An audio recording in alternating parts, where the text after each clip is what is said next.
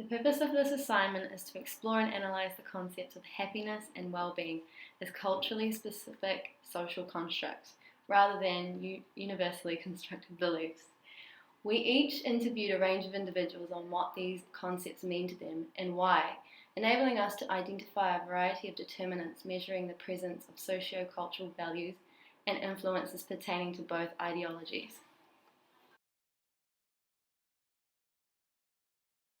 Happiness for me would be coming from within yourself, being grateful for the things that you have, just the little things in life that make you happy, and also feeling a sense of belonging, being appreciated for who you are, rather than putting on a show by the people that surround you. Small things like, I don't know, going out with my family, having a coffee or a meal. The other thing that makes me happy is helping people and see them being happy as much as I can. Not always you can help people, right? So happiness is something that I get from having a good time with families and friends or having some good food. It just gives off that really nice fuzzy feeling inside. That feeling of satisfaction from eating food and the feeling of enjoyment that you get from enjoying time with friends and family. So family and food. Family because besides for giving me my freedom, they also do things with me and they join in on what I want to do and my creativity. And then food because where I come from, food is really, really good. I always found that achievement and drive led to success, and success was happiness. Being the happiest that you can be in whatever stage of life that you're in at the time. It's about being as satisfied with yourself as you can be. Well-being for me would be defined by just looking at the aspects of life and physically, spiritually, and educationally. Scoring good marks helps increase your function, your comfort, just educationally, spiritually, going to church, balancing that side of life, feeling that sense of comfort by participating with the people who share the same beliefs.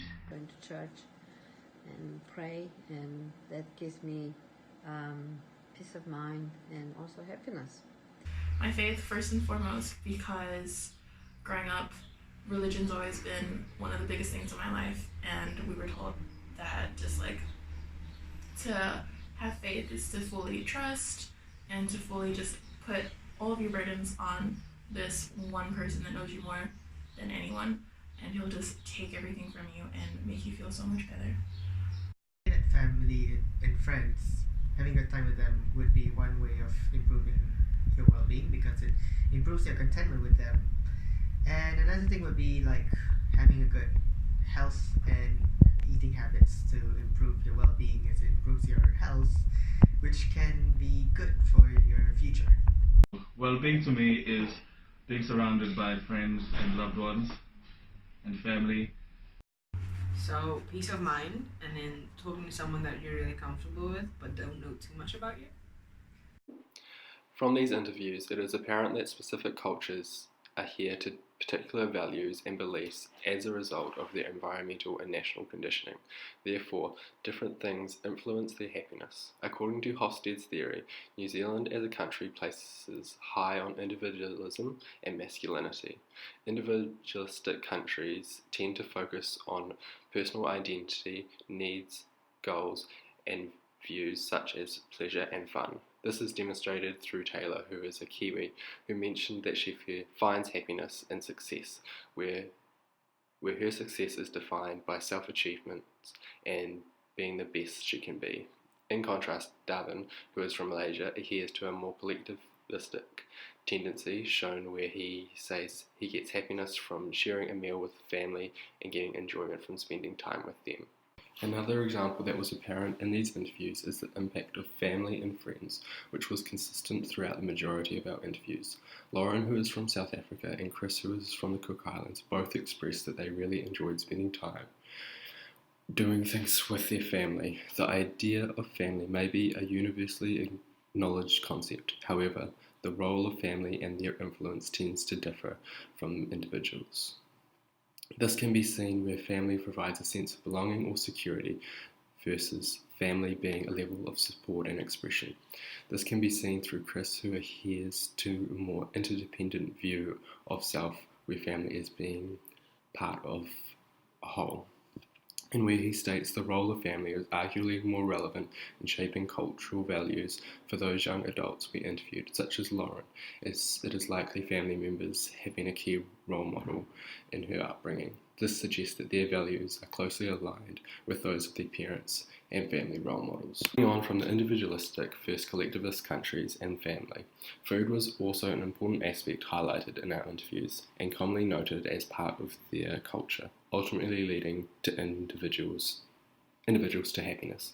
Chris and Lauren both expressed food as a value of happiness which is important to them and their culture, as the sharing of a meal brings people together. This correlates with Hofstede's theory of individualism versus collectivism. Those from Asia-Pacific cultures said that being around family and friends was an important way of having and improving their well-being.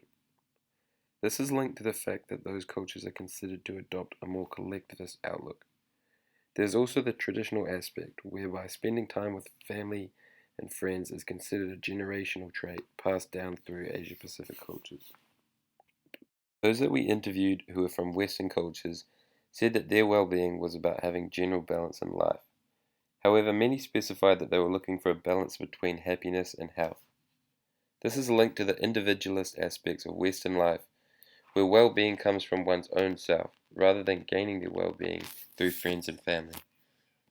Corona and Violet demonstrated that religion was an important part of their well-being, as it gave them a sense of belonging and security through the ideology that them and their family would be looked after. Religion is a multifaceted concept spread globally. However, it is adopted differently between cultures and therefore cannot be treated the same.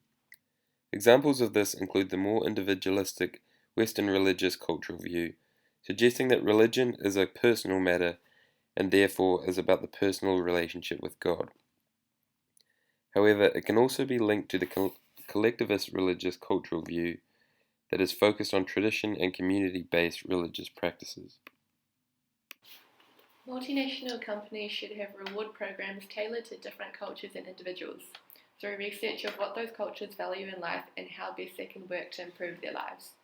An example of this would be bonuses and rewards catered to individualistic and collectivist roles and achievements, such as team-based work environments where people are integrated and are rewarded together while still being able to provide individual benefits. Recommendations we made in order for organisations to cater to different cultures in regard to what makes them happy and how they define well-being include: multinational companies should have tailored reward programs tailored to different cultures through research of what those cultures value in life and how best they can work to improve their lives.